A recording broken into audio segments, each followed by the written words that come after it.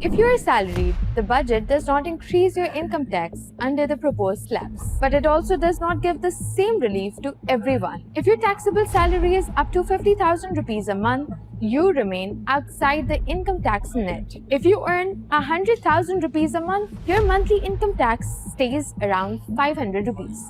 If you earn 150,000 a month, it stays around 6,000 rupees. So for lower and lower middle salaried people, the tax bill is mostly unchanged.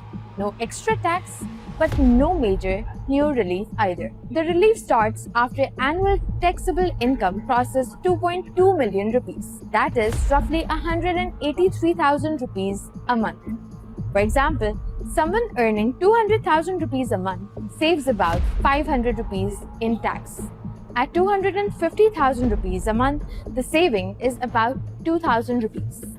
At 300,000 rupees a month, it is a little over 4,000 rupees. The bigger relief comes higher up the salary ladder. Someone earning 400,000 rupees a month saves around 9,700 rupees. At 600,000 rupees a month, the saving is around 17,000 rupees. The reason is simple. Last year, the highest 35% tax rate started after annual income crossed 4.1 million rupees. Now the finance bill proposes pushing that threshold to 7 million rupees. So people are now pushed into the highest tax bracket as quickly. But remember, tax slabs work like stairs.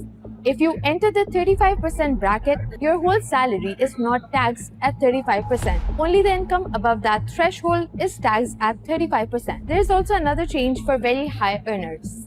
Last year, people earning more than 10 million rupees a year had to pay a 9% surcharge on that income tax. The finance bill proposes removing that surcharge. That is why someone earning 1 million rupees a month could save more than 40,000 rupees a month in tax. Will salaried people pay more or less? If you earn below roughly 183,000 rupees a month, your income tax mostly stays the same. If you earn above that, your tax starts coming down. And if you earn a higher salary, the relief is much more visible. The government can say it has given relief to salaried people. That is true. But the relief is uneven. The biggest benefit goes to people earning middle, upper middle, and high salaries.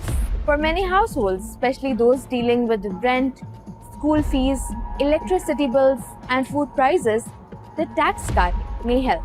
But it may not be enough to change the monthly pressure they already feel.